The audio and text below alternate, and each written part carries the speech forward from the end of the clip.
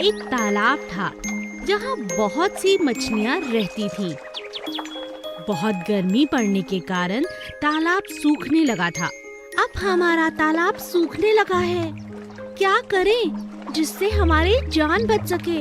अब हमें कम पानी में ही जिंदा रहना होगा और जंगल के बाकी जानवरों को यहाँ से पानी पीने से मना करना होगा।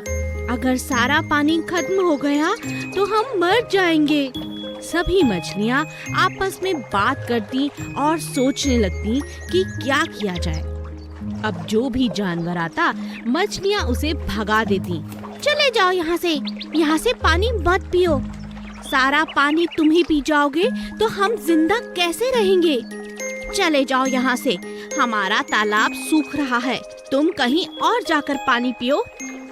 ये तालाब जंगल का है, इस पर सबका अधिकार है।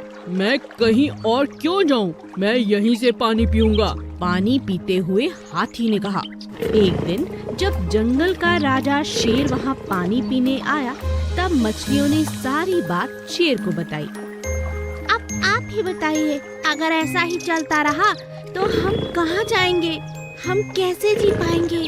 हमारे मना करने के बाद भी सभी जानवर यहीं आकर पानी पीते हैं। शेर ने सभी जानवरों से बात की और उन्हें समझाया। हम सबको मछलियों की मदद करनी चाहिए। कुछ ही दिनों में बारिश आ जाएगी और तालाब पानी से भर जाएगा। जब तक गर्मी है और पानी तालाब में कम है, मेरी आप सबसे विनती है, जाकर दूसरे तालाब में पानी पीना होगा। हम सभी जानवरों को एक दूसरे के साथ मिलजुल कर रहना है। अब सभी जानवरों को शेर की बात समझ आ गई और जानवर दूसरे तालाब में जाके पानी पीने लगे। कुछ ही दिनों में बरसात हुई और तालाब फिर से पानी से भर गया। मछलियों ने सभी जानवरों का शुक्रिया अदा किया। आप सबका बहुत बहुत धन्यवाद। आप सबको हमारी वजह से दूर तालाब जाकर पानी पीना पड़ता था, लेकिन अब आप सब यहीं आकर पानी पी सकते हैं। शेर राजा, आपका बहुत बहुत शुक्रिया। अप्पू हाथी। एक दिन अप्पू हाथी जंगल में भोजन की तलाश में इधर उधर भटक रहा था कि अचानक वो एक बड़े से गड्ढे में गिर पड़ा। अरे, इतना बड़ा गड्ढा, अब मैं बाहर कैसे निकलूंगा? ये क्या हो गया? मेरी नजर इस गड्ढे में क्यों नहीं पड़ी? अरे कोई मुझे बचाओ, कोई है, मेरी मदद करो। तभी उसकी आवाज सुन वहाँ एक बंदर आया। बंदर भाई, मुझे यहाँ से बाहर निकालो। मैं गलती से इस गड्ढे में गिर चुका हूँ, मुझे बचा लो प्लीज।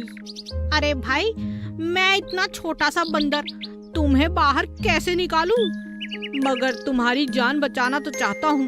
एक काम करता हूँ, मैं अपने सभी दोस्तों को बुलाकर लाता हूँ, तब तक तुम मेरा इंतजार करना। ठीक है, पर जल्दी आना। अरे दोस्तों, जल्दी चलो, बेचारा हाथी एक बड़े से गड्ढे में गिर चुका है। मगर हम उसकी कैसे मदद कर सकते हैं? क्यों नहीं कर सकते? चलो, हम उस गड्ढे में धीरे धीरे मिट्टी डालते हैं। कुछ ही देर में हमारा हाथी बाहर आ जाएगा।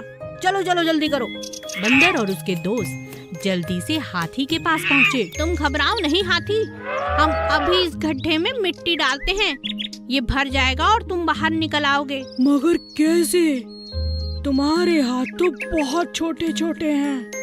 कोई बात नहीं, हम लगे रहेंगे काम में, घबराओ मत। चलो दोस्तों। सभी बंदर खूब जोरों शोरों से थोड़ी थोड़ी मिट्टी गड्ढे में डालते रहे।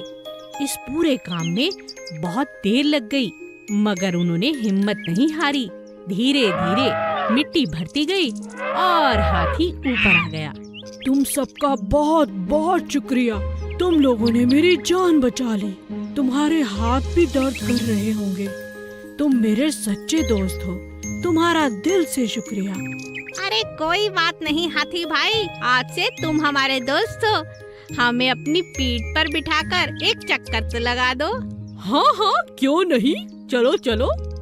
और इस तरह बंदर और हाथी दोस्त चल पड़े जंगल की सैर पर। वफादार घोड़ा बादल।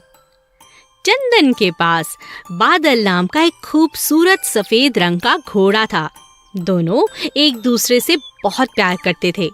चंदन अपने घोड़े पर बहुत मेहनत करता, उसे रोज अच्छे से नहलाता, अच्छा खाना खिलाता और घुमाने भी ले जाता। बादल भी चंदन की हर बात मानता था। एक दिन एक चोर की नजर घोड़े पर पड़ी।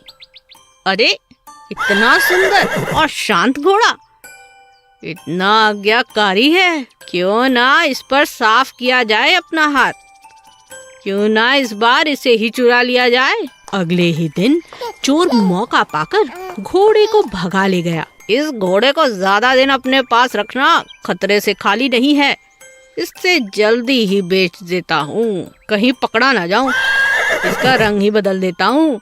चोर ने घोड़े को काले रंग से रंग दिया और उसे लेकर शहर की तरफ जाने लगा। बादल चंदन को याद कर कर रोता रहता।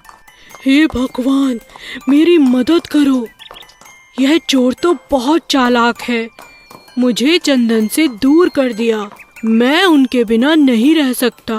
तभी बादल की नजर नदी किनारे बैठे चंदन पे पड़ी। चंदन को देखते ही बादल जोर जोर से हिंहिनाने लगा। चंदन को कुछ समझ नहीं आया। अरे, ये घोड़ा मुझे देखकर इतना शोर क्यों कर रहा है?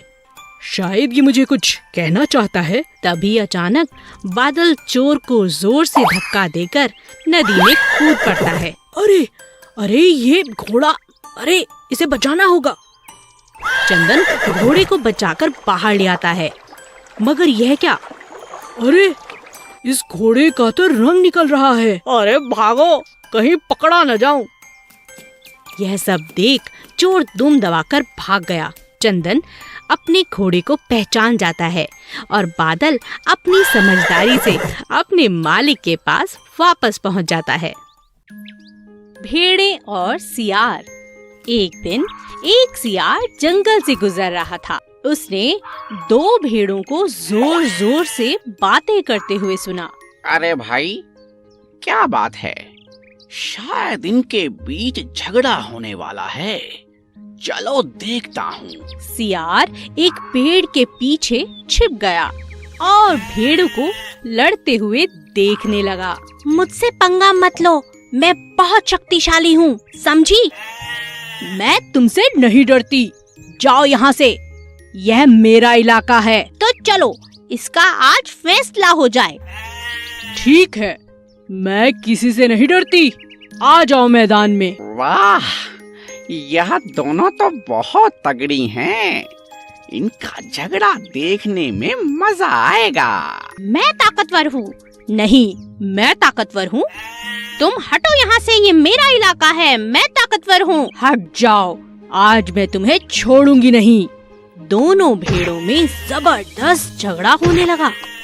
दोनों बुरी तरह से घायल हो गईं। उनके शरीर से लगातार खून तक बहने लगा। सियार ने इस बात का फायदा उठाने की सोची। लगता है दोनों लड़ते लड़ते थक चुकी हैं, मैं इन्हें अपना शिकार बना सकता हूँ। दोनों भेड़ों को लड़ता देख सियार लालच में आ चुका था। उन दोनों के बीच पड़कर एक एक कर दोनों को खा जाना चाहता था।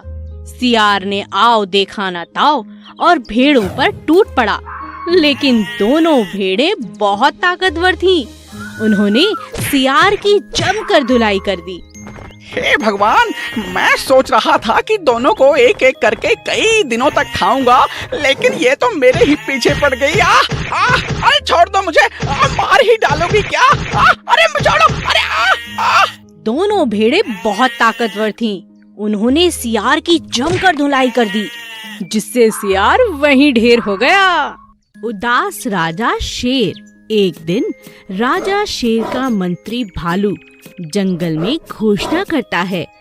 सुनो सुनो सुनो, राजा शेर बहुत दिनों से उदास हैं। जो कोई भी राजा जी को हंसाएगा उसे बड़ा इनाम दिया जाएगा। आप सभी का स्वागत है, आइए और हमारे राजा को हंसाइए। ये बात जंगल में आग की तरह फैल गई। जंगल के सभी जानवर राजा को खुश करने के प्रयास करने लगे। सबसे पहले एक हाथी उन्हें खुश करने की कोशिश करता है। हाथी अपनी सूंड से तरह तरह के करतब दिखाता है, लेकिन राजा को हंसी नहीं आती। फिर बंदर की बारी आती है। मैं आपको हंसाने की कोशिश करता हूँ राजा जी। बंदर अपने बहुत अच्छे अच्छे करतब दिखाता है, मगर वह भी हंसाने में नाकामयाब होता है। इसी तरह सभी जानवर कोशिश करते हैं, लेकिन किसी को भी कामयाबी नहीं मिलती। अंत में नन्ही चींटी की बारी आती है। राजा के मंत्री भालू को लगता है किसी को इनाम नहीं मिलेगा। इतनी छोटी सी चींटी हमारे राजा को कहाँ से हंसाएगी। जब अच्छे अच्छे बड़े बड़े जानवर नहीं हंसा पाए तो ये चींटी क्या हंसाएगी। तभी चींटी गुस्से में लाल होकर राजा के नजदीक आती है और कहती है, देखिए राजा जी, बहुत हो चुका। मैं आ रही हूँ आपके पेट पर गुदगुदी करने। आपको तो फिर हंसना ही होगा। अपनी तरफ गुस्से में चींटी को आता देख राजा की हंसी निकल पड़ी। हो हो हो हो हो हो हो हो हो हो। राजा को हंसता देख सभी जानवर हंसने लगे और नाचने लगे। चींटी को भी राजा ने बहुत सुंदर इनाम दिया। एक महल में राजा के पास एक सुंदर सफेद रंग का कबूतर था। राजा उससे बहुत प्यार करता था और अपने मन की सभी बातें वो कबूतर से किया करता था। एक दिन कबूतर का दिल महल से बाहर जाने को हुआ। कबूतर उड़ता हुआ जंगल की तरफ चला गया, मगर आते हुए वह रास्ता भटक गया। राजा शाम तक कबूतर की राह देखता रहा। फिर उसने अपने सेनापति को कबूतर को ढूंढकर लाने का आदेश दिया। सेनापति, जाओ और कबूतर को ढूंढकर लाओ। जो आज्ञा महाराज। बहुत ढूंढने पर भी सेनापति को कबूतर का कोई सुराग नहीं मिला। तब सेनापति को एक तरकीब सूझी और उसने एक कबूतर पकड़ा और उसे सफेद रंग में रंग दिया। जब वह महल में गया तो राजा उसे देखकर खुश हो गया और सेनापति को इनाम दिया। कुछ दिनों बाद उस कबूतर ने अंडे दिए। एक दिन जब उस कबूतर का अंडा फूटा तब उसमें से सफेद नहीं बल्कि दूसरे रंग का कोई और चूजा निकला। यह देखकर राजा को बहुत परेशानी और शक भी हुआ। उसने कबूतर से कहा, मैं बहुत खुश हूँ कि तुम्हारे चूजे बाहर आ रहे हैं, लेकिन एक बात बताओ, तुम्हारा और तुम्हारे चूजों का रंग अलग क्यों है? यह सुनकर कबूतर राजा से क्षमा मांगने लगा और बोला, मुझे माफ कर दीजिए राजा जी। कई दिनों से आपको यह सच बताने की मैं बहुत कोशिश कर रहा था, लेकिन आपके गुस्से के कारण मैं आपको बता नहीं पा रहा था। कौन सा सच? आप चाहें तो मुझे जो मर्जी सजा आप दे सकते हैं, लेकिन मेरे बच्चों को छोड़ दीजिए। यह सब आपके सेनापति ने किया है। उसने आपको खुश करने के लिए सफेद रंग मुझे लगा दिया और यहाँ ले आया। राजा कबूतर की ईमानदारी से बहुत खुश हुआ और राजा ने उस कबूतर को उसके बच्चों के साथ अपने पास रख लिया। लेकिन राजा अपने पुराने कबूतर को भूला नहीं, उसे वह अक्सर याद करता। Please subscribe.